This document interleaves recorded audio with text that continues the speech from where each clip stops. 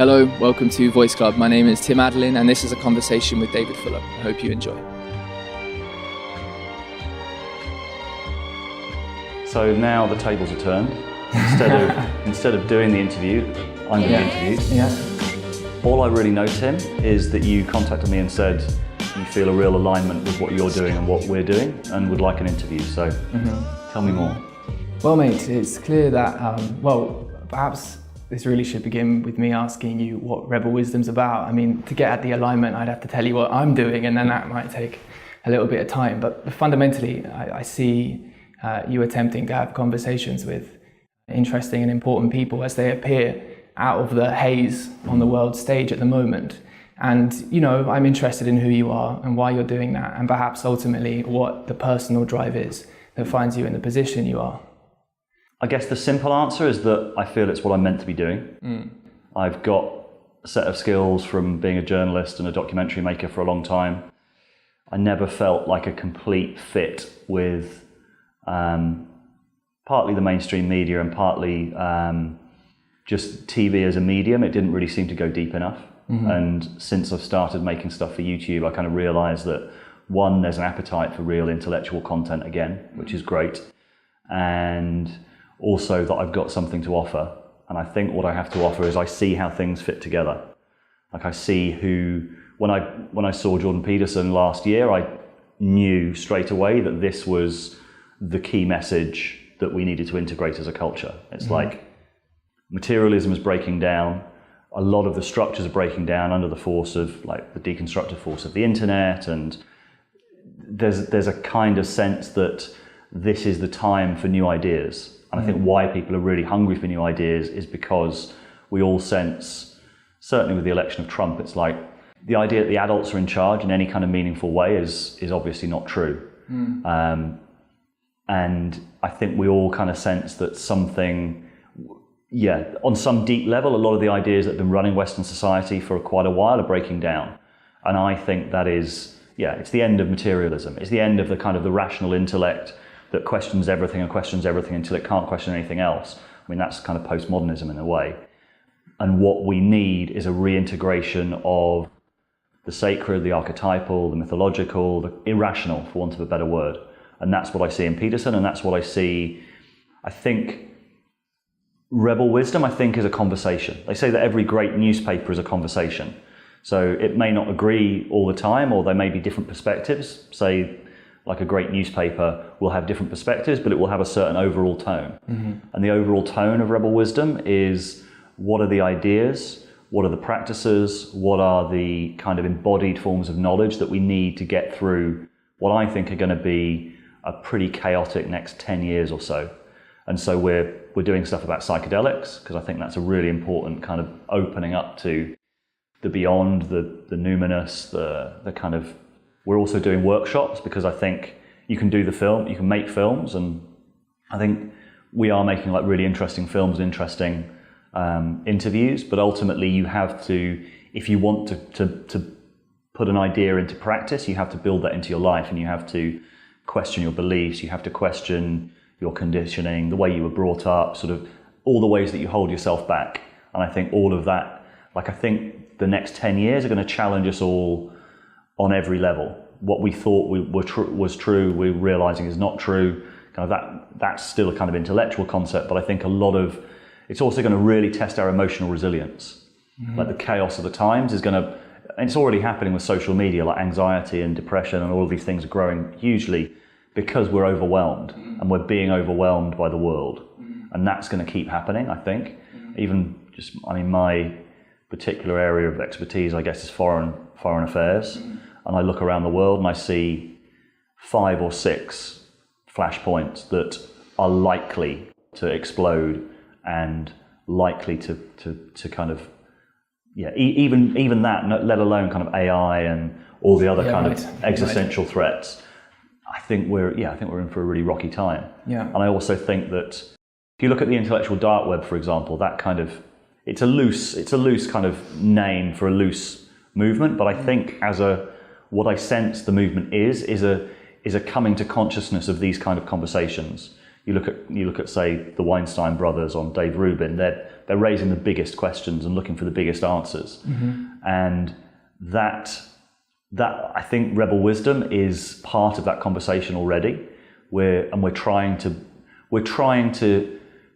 be part of that conversation, to push it forward, and to also bring the parts of that conversation that aren't being had. Because there's still a danger of it just being an intellectual conversation, like the intellectual dark web, it's an intellectual conversation. Actually, I think we need a much deeper resolution of that.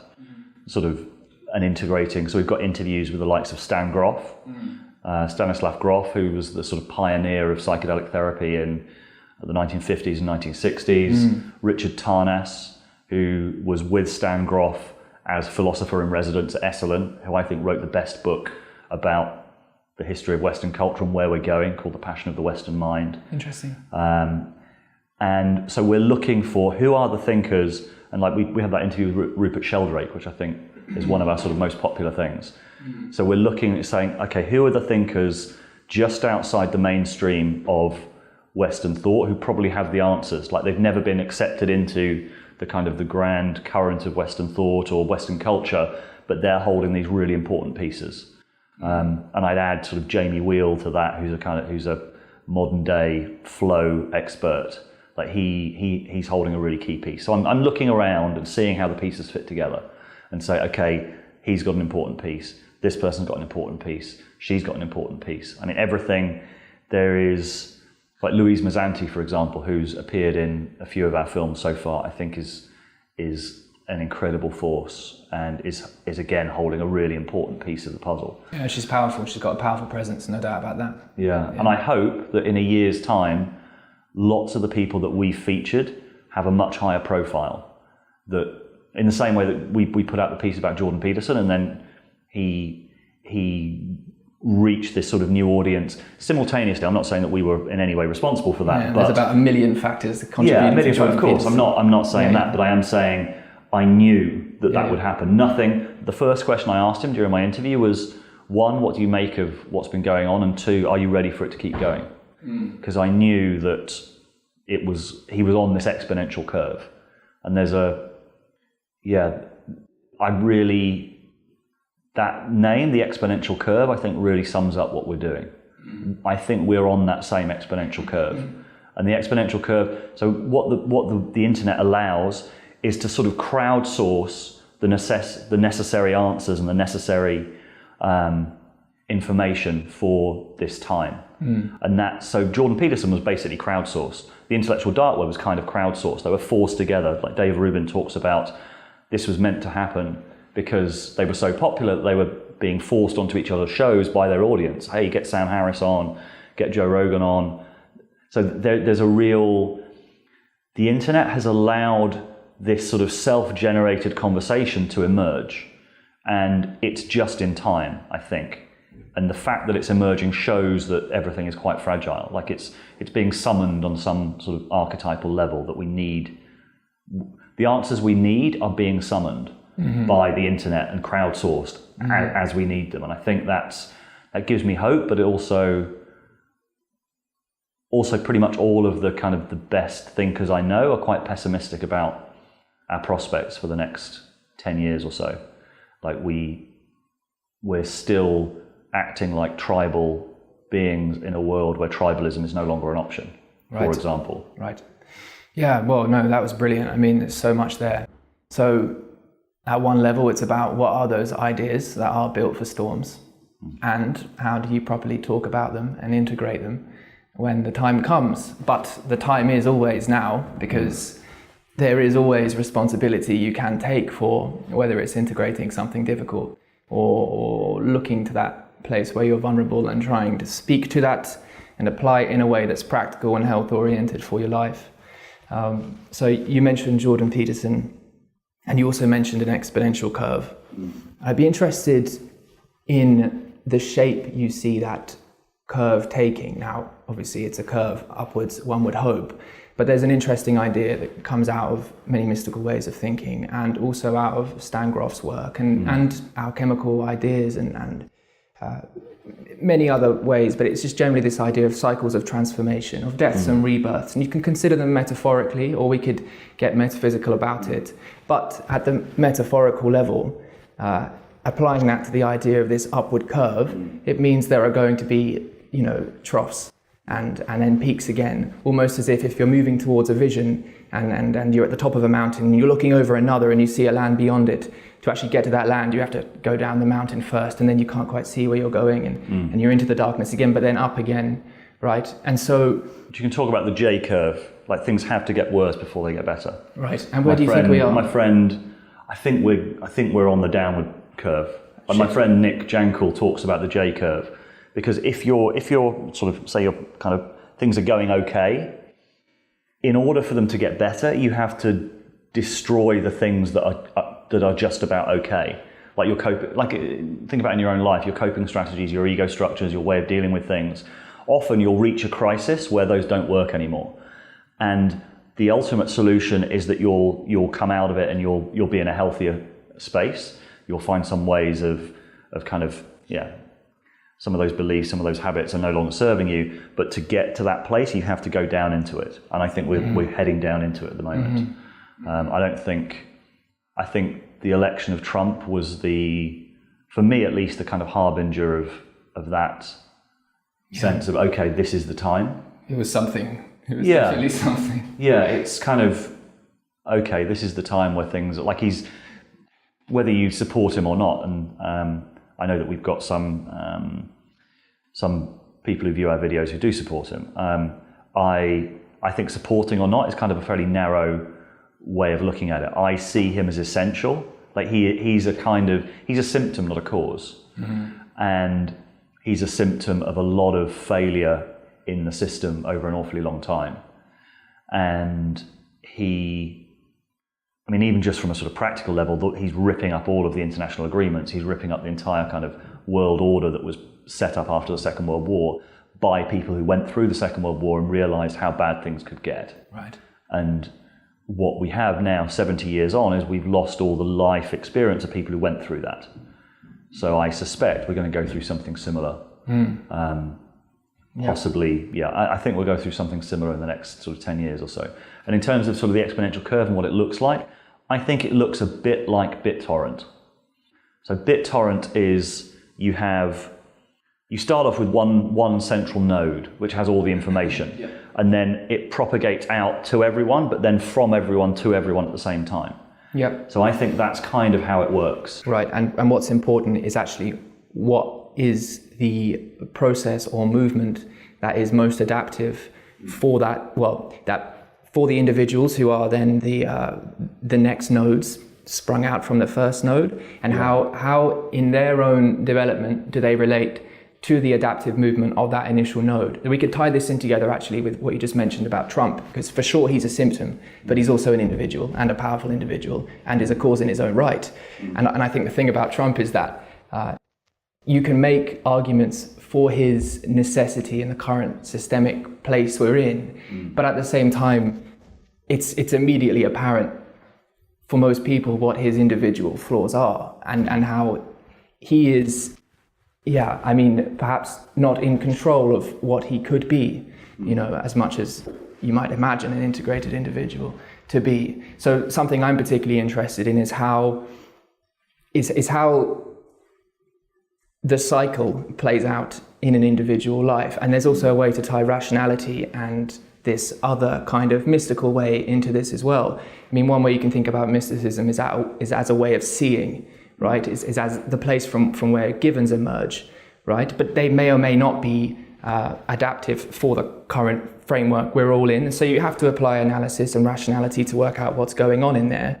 But fundamentally, you have to empty that out again and then to resubmerge back into that domain that enables the seeing of novelty from wherever you are. There's lots of ways to explore those ideas in a more articulate way, but I do see that interplay as being particularly involved in what we see Jordan Peterson do. He's someone to me that is he's a creative thinker first and foremost, but he's also obviously a scientist, you know, and well, he's capable of pissing off just about anyone because he has developed quite an idiosyncratic way of thinking, even though it's got a lineage, it has a real lineage. And perhaps one of the things he's done that's most novel is sort of stack on top of one another many levels of analysis that attempt to represent the same pattern.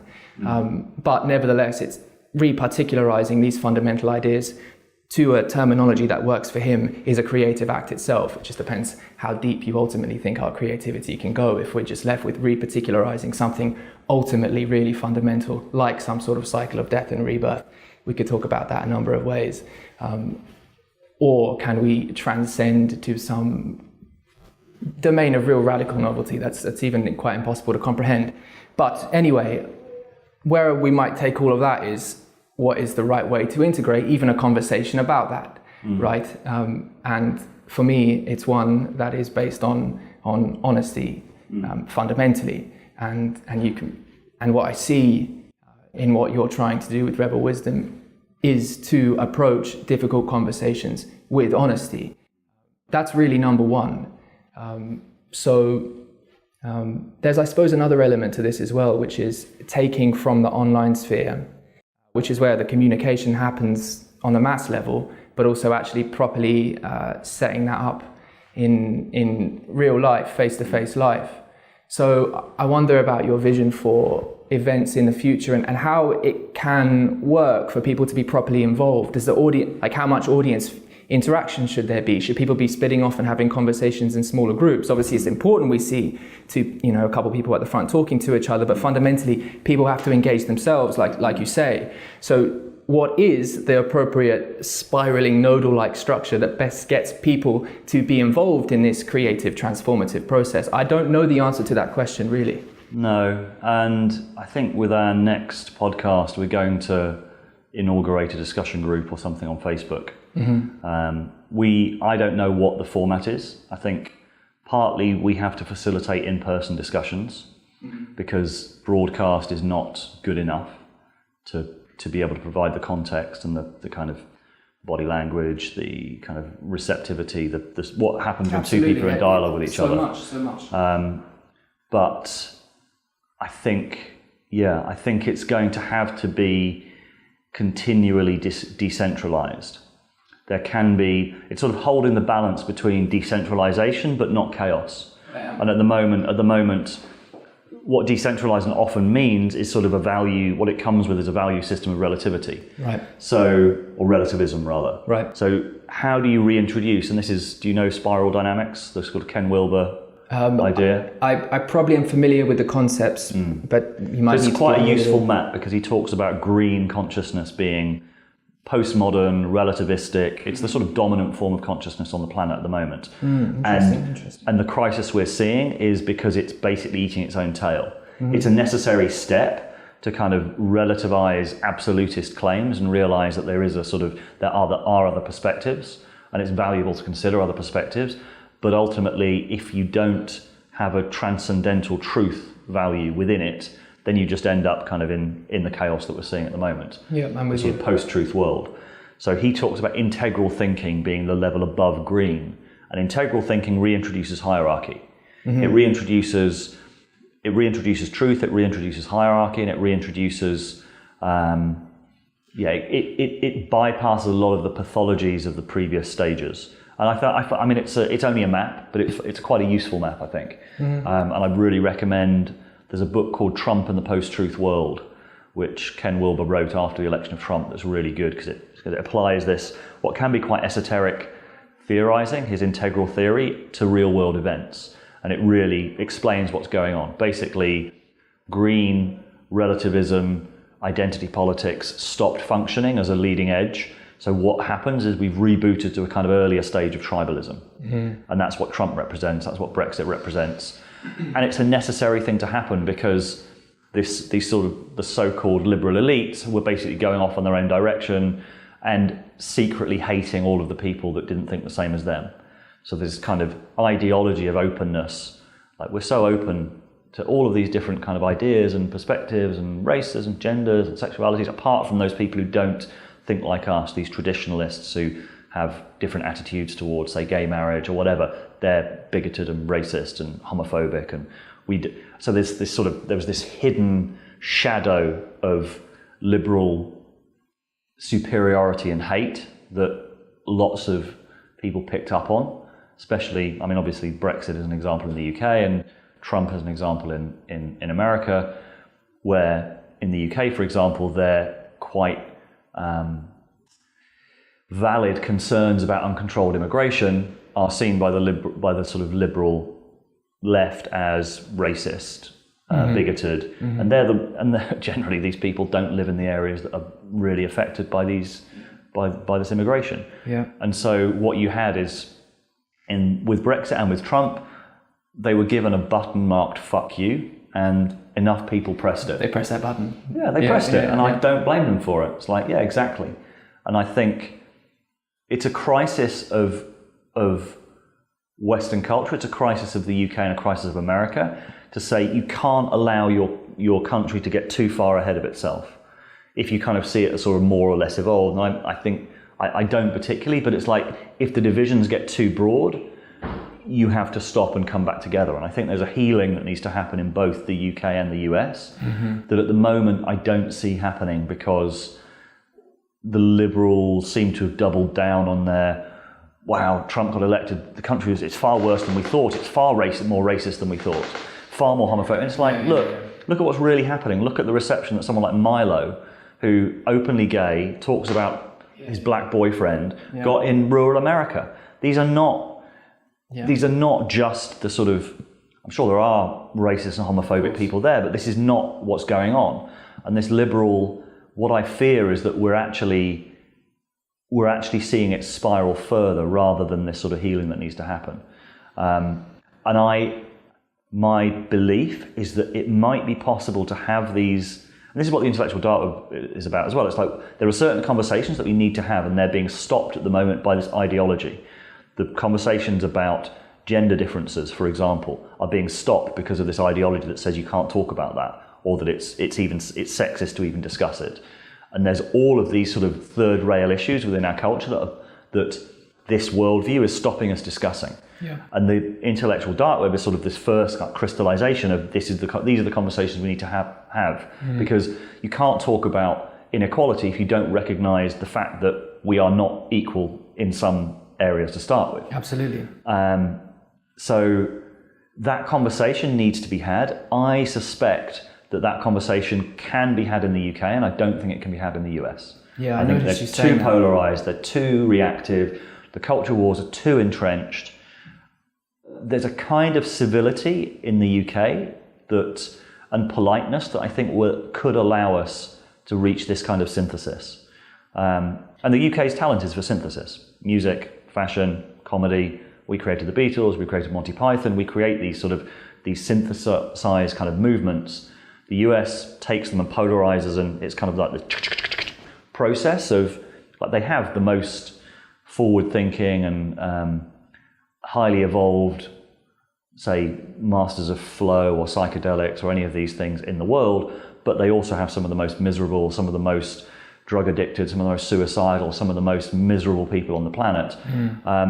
And that's kind of no coincidence. And it's unsustainable, and I think America is in the process of ripping itself apart because of that. It's like you as a society did not take it. It's like Peterson talks about, the prophet comes along and says, you've not been taking care of the women and children.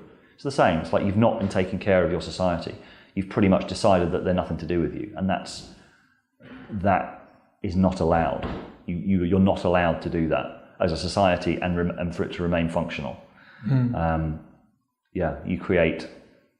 You create too much resentment, and it will grow to the point that it will take you down. Yeah, well, I mean, look, there's a lot in there that I think is quite persuasive. I mean, the message is one that is quite doom laden. There's no doubt about that. You know, I mean, just what do you mean by the US isn't going to be able to properly find that harmony before this time of real I think problem. if you look at my friend Jordan Greenhall talks about this. If you look at the language that's being used, it's already one step below actual violence. The way that people are talking, treason, no surrender. Right. Like we are already balkanized to the point where it looks unlikely that we will be able to. I can just look at America and I can see loads of different. Like, just imagine a race riot in an American city and Donald Trump sends in the National Guard. It could easily happen. No, absolutely. I mean, I can see an infinite number of potential flashpoints in America, and I don't see where the checks and balances are to stop that happening. I mean, their politics is barely functional, and the whole society seems a lot more hollow than I think even it realizes. There's a great film by the guy who did The Wire, David Simon, is the main interviewee and kind of created the main thesis for this film called The House I Live In. And it's a very persuasive film that looks at the drug conflict in America as the drug war as a kind of lens to look at the society. But what it sketches out is a society that's basically been following, like it's the same crisis of materialism, following these targets, something that Adam Curtis talks about a bit in his films as well. If you keep pursuing targets for the sake of targets, people learn to kind of dupe the stats, but not to actually do their jobs. And so what you have is a society that's not doing it for itself, it's doing it for the, it's meeting the targets without actually doing, like a policeman is not doing his job because he wants to bring, from the best part of himself, he wants to serve his country, he wants to serve his society. In the end, even if he gets into it for that, he ends up busting people on the street corners because it's much quicker to get his stats. So what you end up is hollowing out of society. And I think America's kind of there already. It's an outdated image, in other words. People are aspiring to something that doesn't actually properly map on to what the adaptive way of being, whatever it is in the current world. Well, it's sort of, I think they've sacrificed truth at a fairly fundamental level. And you can't sacrifice truth in a society and expect to get away with it. So, on the quite reasonable assumption that the US continuing to deteriorate to a point of utter chaos is a very, very, very bad thing. Well, that's not, in a way, the association of good and bad is part of the problem. Well, okay, but we are at this point where scale of weapons is such. It's a scary thing. It is, of course it's scary, but it also depends what we mean by chaos, and one person's chaos is going to be a grain of sand in comparison to someone else's, and we're so powerful that it is, well, by the nature of chaos, impossible really to fix exactly what we're talking about here. So it's scary, and we might want to avoid it, as long as that's not papering over cracks. That might mean ways to properly navigate conflict. And now, in a conversation that's attempting to grapple with themes that are so pervasive, transpersonal, ultimately, I'm a bit out of my depth. But I can say that in times when I've been able to bridge otherwise insurmountable conflict, love has been a key. And that's a very, very, well, in one sense it's a cliched thing to say, but at other times it can appear like the most salient and most real thing to say there is. When you're on psychedelics, for example. When you're on psychedelics, for example, but also I think actually more repeatedly, in a romantic relationship or in a familial relationship, or in a friendship, I mean, it's a love for the potential of what could be, at the same time as also allowing a sort of relaxing into a satisfaction somehow with the present, despite what moments before was suffering. I mean, so love is a bridge maker of sorts. But there's a great Leonard Cohen line: "Every heart to love will come, but like a refugee." And I think that's where we're going. Like, people will find it, but they'll find it will be a struggle to get there. Well, of course, but you can struggle towards it right now. You can run to it right now. Yeah, I mean, that's principle. partly, you can steer into the skid in a way. You can do the work of, you can choose to do the work before life does it to you. Well, absolutely. And I mean, and in choosing to do the work, it is also life doing it to you at the same time. I mean, the fundamental existential predicament we're in is there today, it's there tomorrow. The suffering is there, it's there for you to bear. Your futility, your ignorance, your vulnerability, you know, the necessary self-indulgence it takes to step out and say anything that might be true about the world. But it's a positive form of self-indulgence, you know, it has to be made. It's all there, all the vulnerability is there, but it's being in some affectively open state that enables a proper being with the suffering and not immediately recoiling from it at the same time, but feeling it somehow. So I don't know. I'm certainly in no position to make any prediction about the world whatsoever, whether to be optimistic or pessimistic. I think fundamentally I'm an optimist, and I would also argue that fundamentally Jordan Peterson's an optimist as well. And I'd agree with that. I mean, of course. I will argue for it though, and the reason I will say that is because.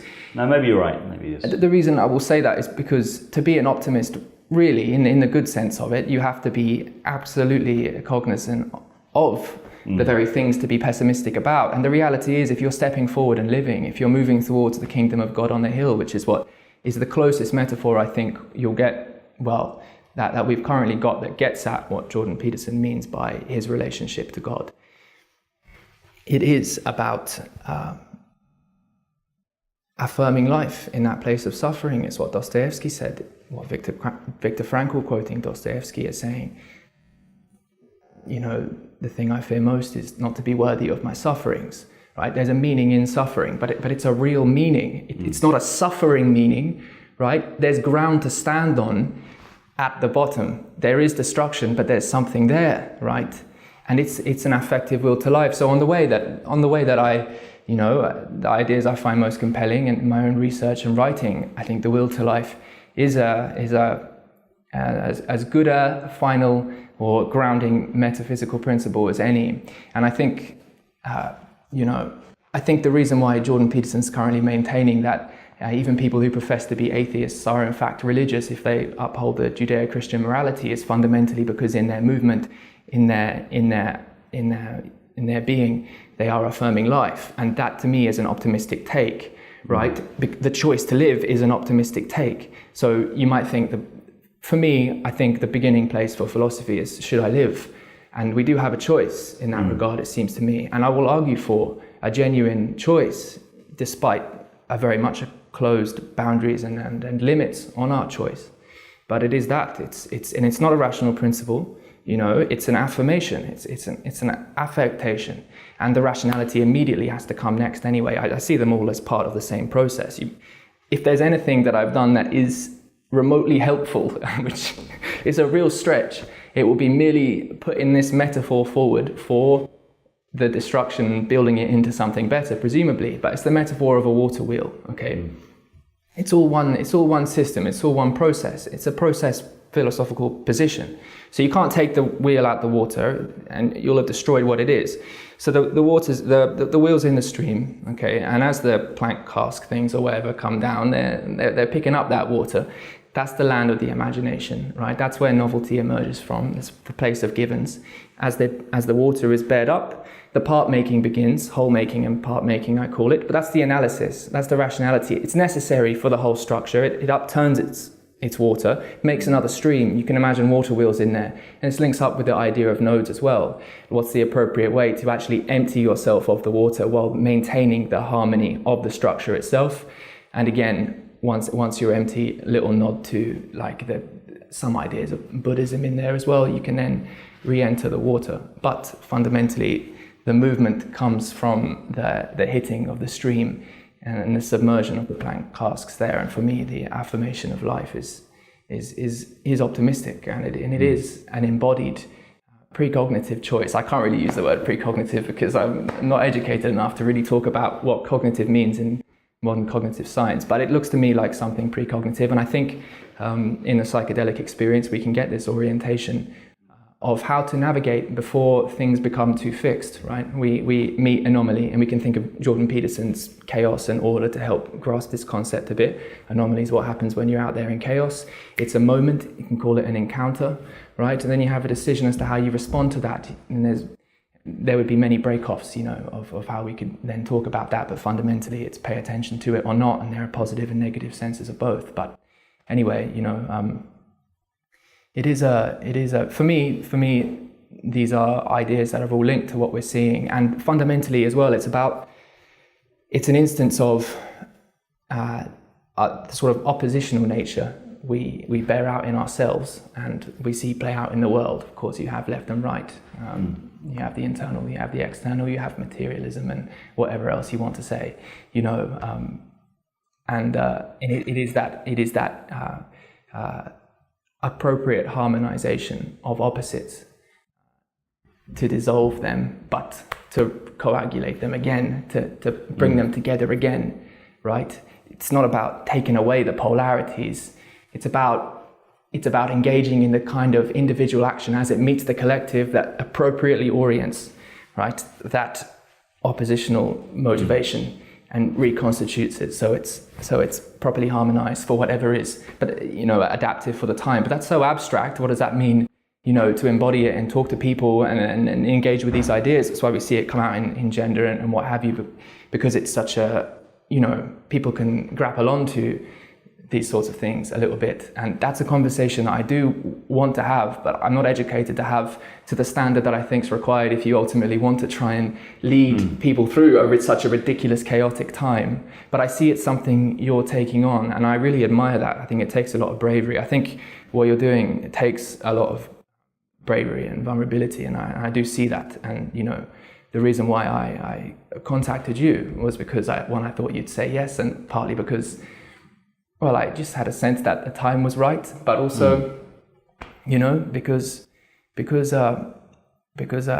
you would be ready to have a conversation. I see it with what you're doing. So, yeah, I don't know. What would you like to talk about? Would you like to talk about your men's work? I mean, because that, if that is somewhere where you have, from my limited understanding, sort of demonstrable expertise in leading a group of men to engage with some of these aspects of themselves. So this is one way, in a communal way, we can bring people together and start to deal with fundamentally what's confusing about ourselves when we look in, and you can call that the shadow, and then below that you have the anima animus if you want to be Jungian about it, and you have various complexes of the personal unconscious as well, and it's so complicated. But how do you conceptualize what you're doing there, and how do you want to build that into Rebel Wisdom? So we were starting the men's work kind of at the same time as the media stuff. It was sort of a coincidence that I happened to be being mentored by a guy who's been doing this work since the 70s. And I see it in a continuum, because what we need to do is to really ground ourselves in ourselves. That's where we need to go as well right now. And that, for me, involves, there's something that happens when men are with men and women are with women that is a really essential grounding in our sort of deeper being, our polarity, that then gives us fuel. And we talk about vitamin M on our workshops, the idea that there's something that we're craving. I think it's a deep evolutionary history of men with men, and there is something that everyone there feels on a really deep level when they're in that space. And there's also something that, when we really focus our intention on what's working in our lives and what isn't working in our lives, and bring that level of intensity to it, change can happen. We need to, and I think in our lives, we need to kind of almost artificially create that, or not artificially, but we need to create that for ourselves. And that's what everyone who comes to the workshops is bringing. There's a kind of real, and we kind of encourage them to bring that level of intensity. It's like, okay, what do you really want to happen in your life? What do you really want to change? And it's only with that level of intensity and that level of recognition and support that I think we can make those changes. It's very hard in our everyday lives without sort of carving out a space for it. And we also say we have to do it ourselves, but we don't have to do it alone. So there's a sense of sort of community and support and really willing each other to become the best we can be. And that is something I think men with other men find it a lot easier to give that than when women are present, because when women are present, there often comes in a bit of performance, a bit of anxiety, a bit of sort of showing off in front of the other men. There's something that comes in that is a different element into that field. Interesting. And it's not wrong. We can have a really sure. There's a lot of there's a different energy to a mixed group. Absolutely. But there is something that being with men allows us to really support each other and focus and recharge ourselves for our relationships or for re-engaging with women in the outside world, or just really it's an essential piece. And I think it's an essential piece for now because of the chaos of the times. We have to ground ourselves in ourselves. And I think as men, that means grounding ourselves as men as well as people, because we have a biological existence, we have an embodied existence. Absolutely. And a lot of men I know from my generation have a sense of sort of shame around themselves as men. I think there's a lot of that in the culture, and I think a lot of men have internalized that about themselves. And nothing good comes from shame. It's not an empowered space to be. It's essential for us to kind of recognize the way that men have misbehaved in the past, but it's not for us to take on if it's not ours. And it's to say, I take what's mine, I reject what's not mine that's being put onto me, and I become the best that I can be. Because I think, ultimately, we're all being challenged to evolve. That's what the times are calling for right now. We're all going to have to evolve. And it's never easy. All change is never easy, but take it on willingly, or it'll happen to you anyway, and it won't be so much fun. Yeah. I think that is the right message. David, thank you very much for talking to me. If anybody wants to get in touch with what I'm doing, they can check out voiceclub.com and Voice Club videos on YouTube. It's something similar. At least it's motivated, I think, by that willingness to take responsibility for the right way to face change. There's a lot of ways you can put it, but thank you so much for taking the time. It's really been a pleasure. Thank you, Tim. Thank you.